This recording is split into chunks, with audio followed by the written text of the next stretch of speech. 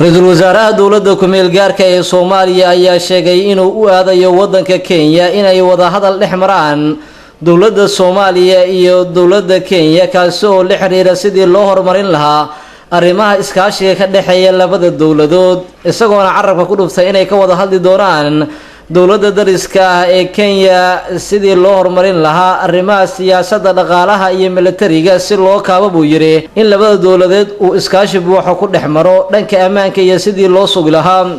ra-iisul wasaaraha ayaa waxa uu sheegay inaysan jirin wax khilaafaad oo aad u sareeya oo ka dhaxeeya xilligan dowladaha Soomaaliya iyo Kenya balse ay jiraan sida uu yiri in loo baahan yahay in mas'uuliyiinta labada dowladood ay isugu yimaadaan kulan kaasi oo looga arinsanayo sidii loo sii horumarin lahaa xiriirka ka dhaxeeya labada dowladood.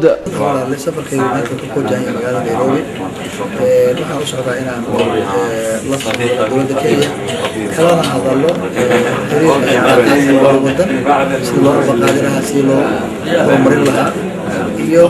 arrimaha iskaashi oo naga dhaxeeya ama noqoto dhanka siyaasadda ama noqoto dhanka amniga marka arrimahaas aan ugu socda insha Allah yani waddo dars baan nahay marka haddana wax dhibo weyn oo labada ka dhaxeeya ma jiraan wax khilaafad oo looga karo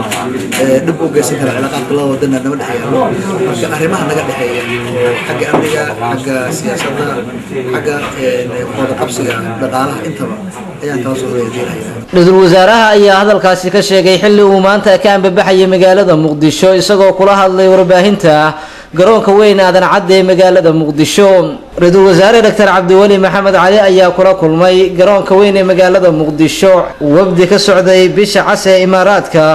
wafdigana ayuu hogaaminayay xogayaha guud ee bisha cas ee Imaaraadka Carabta Maxamed Khaliif Al-Ghazi kaas oo sheegay inuu u yimid dalka Soomaaliya caasimadiisa Muqdisho inuu u kurgalo xerooyinka barakacayaasha ay ku sugan yihiin dadkii ka soo cararay abaarihii ku dhuftay gobolada dalka Soomaaliya isla markaana uu qiimeyn ku sameeyo sida ay haatan tahay noloshooda. bisha cas ee Imaaraadka ayaa hore u sheegtay inay gargaar soo gaarsiinayso dadka barakacayaasha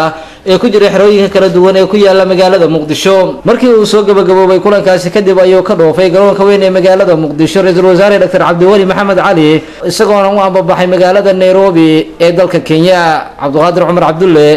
Universal TV Muqdisho.